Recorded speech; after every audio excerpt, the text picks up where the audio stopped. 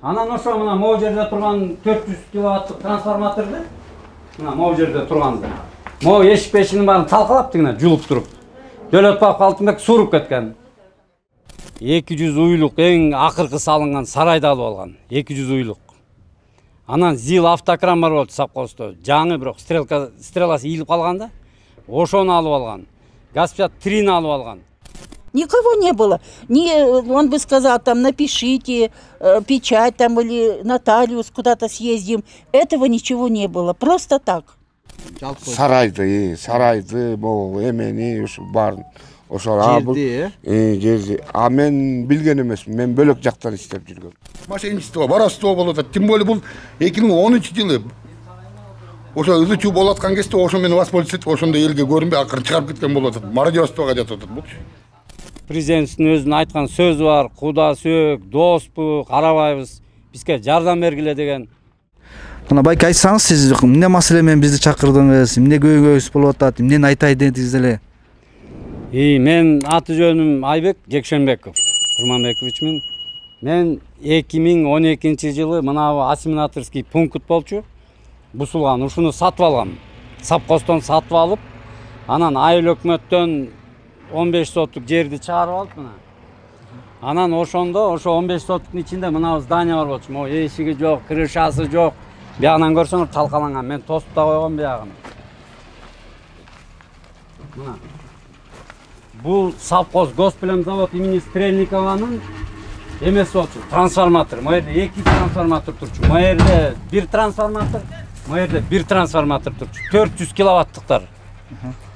Анан ошону баягы Бакиев качып кеткен убакта 2010-жылы жанагы Дөлөтбаков Алтынбек деген мен соттошуп аткан.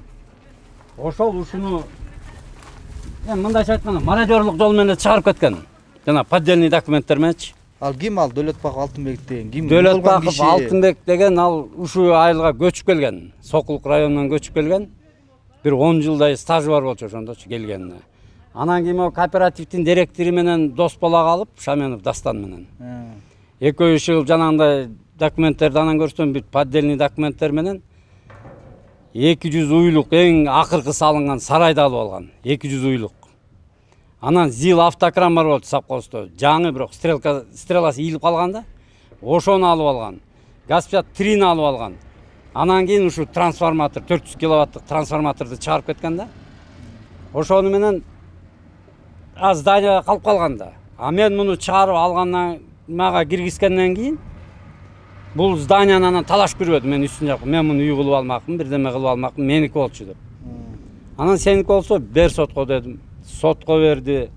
2014-жылы берди сотко. 2014-жылы сотко берип Чүйский областной сот мага мен намыма чыгарып берди 14-жылы. Ошо менен бүтүп токтоп калганбыз. 2021-жылы кудасы, Көстой кудасы, кызынын бу Дөлөтбаковдун кызын азыркы айыл өкмөттүн иниси Саламат деген алганда, экөө куда, Көстой куда. Кудасы айыл өкмөт болуп келди бу жерге. Бизге. Анан бул кайра баштады. Мен бардым, маселелерим чечип бер азамат деп. Мен участок электим, 96-жылы очередке тургам. 342-чи очередте турам, 343-чү очередте. Качан мен очередимде деп, мен мага участокты качан бересиң деп барсам, эме деп айтты. Сен биринчи барып кудам менен маселени чечип бер, баягы споруңду чечип бер. Эми бер дегендей кылды да. Анан кийин мен сенин вопросторуңду чечем деп жиберди мени. Бул жерди качан алдыңыз эле сиз? 2012-жылы. Анда бул кудасы землемер болчу. Өзү чыгарып берген баарын. Азыр айыл өкмөт болуп турду. Азыр айыл өкмөт болуп турду. Анан кийин бул сотко мени кайра берди. Ошондо деле дагы закон бузулуп атат да сот жагынан. 2014-жылы областной сот бүттү да. Анан 21-жылы бул кайра берип атат. Ошондо срок мына 6-7 жыл болуп кетип атат да. 7 жылдан кайра берип атат. 7 жылдан кайра межрайонный сот принимать этип атат ошонун заявлениясын. Кайра мен адвокат алдым, кайра доказывать этип отуруп 6 жолу сот болду. Анан 6-чы жолу сотто межрайонный сот мен намыма чечип берди. Анан бул ыраазы болбой кайра Чүйский областной сотко берди. Чүйский областной сотко мен барбай калдым. Апам каза болуп 40 жашына даярданып антминтип калганда бул сотко бере коюп мен барган жокмун, адвокатка айттым, мен бара албай калам, отменять этели эмне кылалы десем, байке өтө берсин деди. Ошо маалда сот бул тарапка чыгарып койду. Анан мен Верховныйга жазып туруп, анан кайра соттошу Верховный менин наамыма чыгарып берди. Ошо менен мен уттум. Жогорку соттук акыркы чечим болуш керек болчу дейм. Азыр кандай маселе болуп атат ошондо? Бул кайра эле мен Аламединскийге жазып, мына 20-сына кайра мага повестка келди. Кайра эле ошол эле тема да. Жогорку соттун чечиминен кийин болду бүттү да, же кандай башка жаңы жагдайлар болуп атабы? Жаңы жагдайларды билбейм, адвокаты келди да мына деди. Мен айттым, Верховный соттон утпадым эле. Бул бир 15 адвокат которду. Мен утпадым эле десем, Верховный соттук аныкы не действует деп койду. Снова деп койду да. Орус адвокаткан. Ошол анан мунун таянганы бу жерде кудасы бар. Жанагы айтып атпаймынбы, айыл өкмөт. Бул алган могу 200 уйлук сарайды тех паспорту жок, документи жок. Ал кантип алган анан? Айыл өкмөт кудасы ошо землемер болуп турганда кызыл китеп жасап берген. Бул айыл өкмөттүн жээни бар, Чонбаев Марат деген, госрегистрде иштейт, көп жылдан бери. Ал да ушу Бистин айылда карайт да. Экөө жасап берип койгон буга. Анан сиз ошо азыркы көйгөйдөн кандай жол менен чечиш керек деп айтасыз? Кимге кайрылдыңыздар? Мен көрдүңүздөрбү башка прокуратурага? Прокуратурага жаздым. Прокуратура ответ бербей койду. Областной прокуратурага жаздым. Ответ беребиз деди. 1-2 ай өткөндөн кийин Аламединский Роудуга чакырды. Роудуга барсам, Роудудан 3-4 ай жүрдүм. Очный ставка эле кылып такыр жолукпайт. Ушул жерде туруп адвокатын жиберет, өзү келбейт. Очный ставка кылып жолуктуруп бергиле дедим. Мына ана 4 ай чойду Роуду. Бир Азамат деген эме экен, следователь. Анан кийин мен начальник, зам начальнигине кирип айттым. Ушундай кылып атат, чечип бергилечи вопросту десем, ал чакырып туруп, эмнеге чечпей атасың деп урушканда тигине. Бул иш давно эле бүткөн, прекращенный деп эди. Башында эле прекращать этип салып турду, мени жөнүнө таскайт этип жүрүптүр да.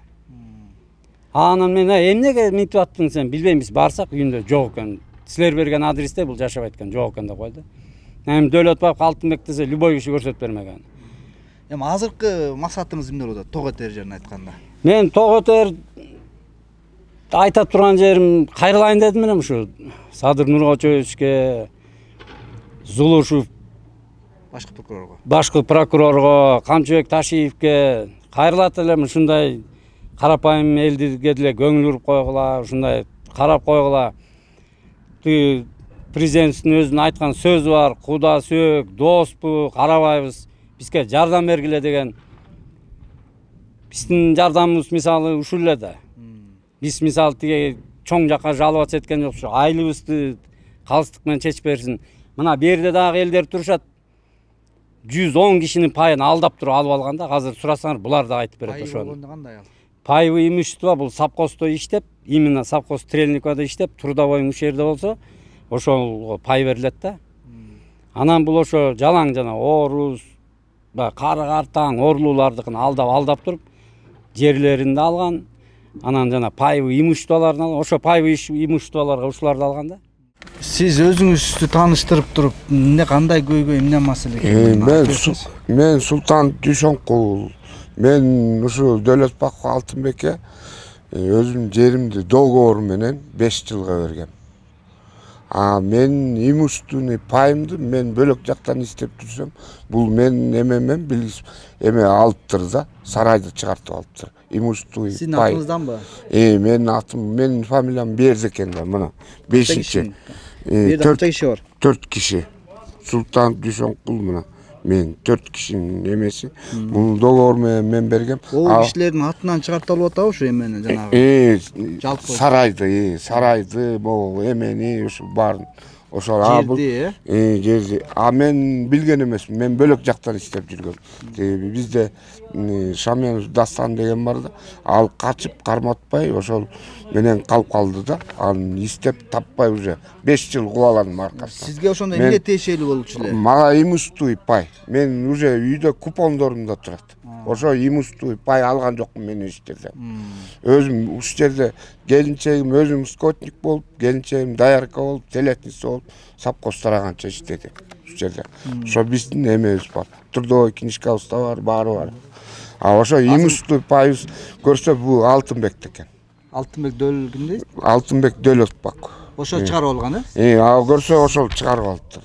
Азыр сиздер талап кандай болот, максатыңыз ошондо? Мен ошол мен пайымды берсин болду.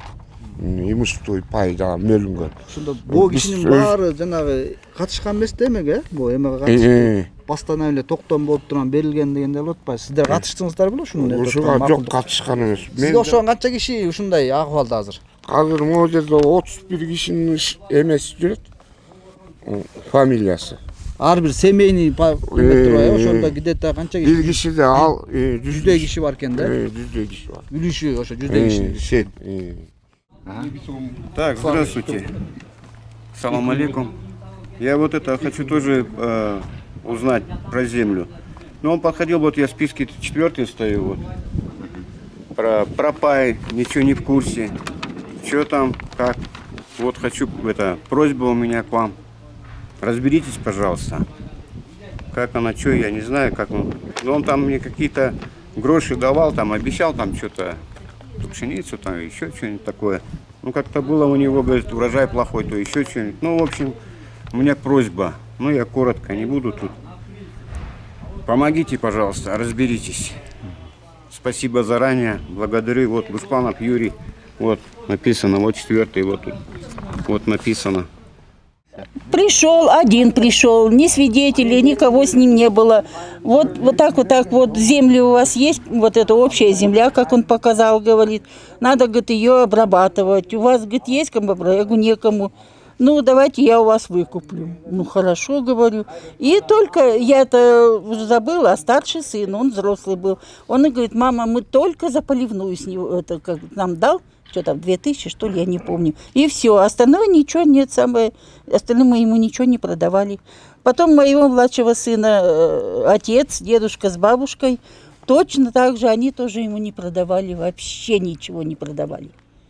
Никого не было. Он бы сказал, там, напишите, печать там или нотариус, куда-то съездим. Этого ничего не было, просто так. Вот Хохлов это вы, да? Да, вот Хохлова и Кондратюк еще. Это моего сына, дедушка с бабушкой и отец. Только отца не указали тут. Анан дагы айтайын дегеним мынау Север электранын трансформатору 400 киловаттык. Бул Север электрага деле барсам эч ким жооп бербейт да. Эч ким жооп бербейт. Эме прокуратурадан айтсам тигинин документи бар экен дейт. Түшүнбөйт да, түшүнүп туруп түшүнгүлөр келбейт да. Бул Север электра деген акционерный общество экен да. Трансформаторуна, зымына, даже үйүңдө турган учетчиктин пломбасын мен тийип койсом, мен карапайым киши. Мени статья, мага штрафты дейлет, мени камап та коюшу мүмкүн да. А эмнеге муну момундай трансформаторду сууруп кетип атса? Ким чыгарып кетти муну ошондо? Дөлөтбаков Алтынбек чыгарып кеткен. Сатып ийдиби же кандай? Сатып жиберген. Сатып жиберген. Аны любой киши доказать этет. Анда эртең биз деле анда бир трансформаторду сууруп кетсек боло бере. Ошондой эле кеп да бул. Мен эми көрсөтүп берейин биздин талашканыбызды. Мына 14-жылдан бери 7 жыл талаштык ушул зданияны. Потому что бул менин территориямда турат. Менин 15 соттук кызыл китебим ичинде турат бул здание. Мунун ичиндеги 2 трансформатор бар болчу, 400-түктөн. Да Госплем завод имени Стрельникова чоң ферма болчу да. Ошо уйларды сааганга бирөө бузулуп калса, экинчиси баягы запасной трансформаторлор болчу да. Анан ошо мына могу жерде турган 400 киловаттык трансформаторду, мына могу жерде турганды. Могу эшик пешинин баарын талкалап тигине жулуп туруп. Дөлөтбаков Алтынбек сууруп кеткен. Как раз жана Бакиев кетип 2010-жылы баягы ызы чуу болуп калбады. Эл шаарды тоноп ант мынтип. А бул именно өзүнүн айылыбызды тоноп турду деген, мародёрлук кылып турду өзүнүн айылдан. Мен Жумалиев Ильяс. Могу жерде могу зданияда трансформатор бар болчу. Биздин азыр трансформатор абдан чарчап калган трансформатор. 220-нын ордуна суук башталганда 190-дан өйдө чыкпайт. Счетчик эки көп айлантып атат киловаттарды. Анан ошо себебинен сотко прокуратурага заявление жазсам, ошондой Дөлөтбаков чыгарып кеткен десем, алар рободой жиберип коюп, анан баягы соттон барып сурасам, жообун бербейсиңер десем, сен барып рободойдон ал дейт. Мен силерге жазгам, эмче мен рободойго барыш керек десем, алар ушинтип токтотуп атат баарын тең. Андан башка да 2 заявление жазгам. Договор нарушить дегенди, анан атайын бөлөк жаздым. Бирөөнү болсо Дөлөтбаковдун счетун проверка кылгыла деп. Ал кезде приписка кылган кезде Дөлөтбаковдун баласы ошо жерде малярный цех иштетчи. Ошо кезде козу карны чоңойтчу сарайдын ичинен. Анан дагы будай сапырган эмеси бар. Ошонун киловаттын 6000 мага кошуп салыптыр.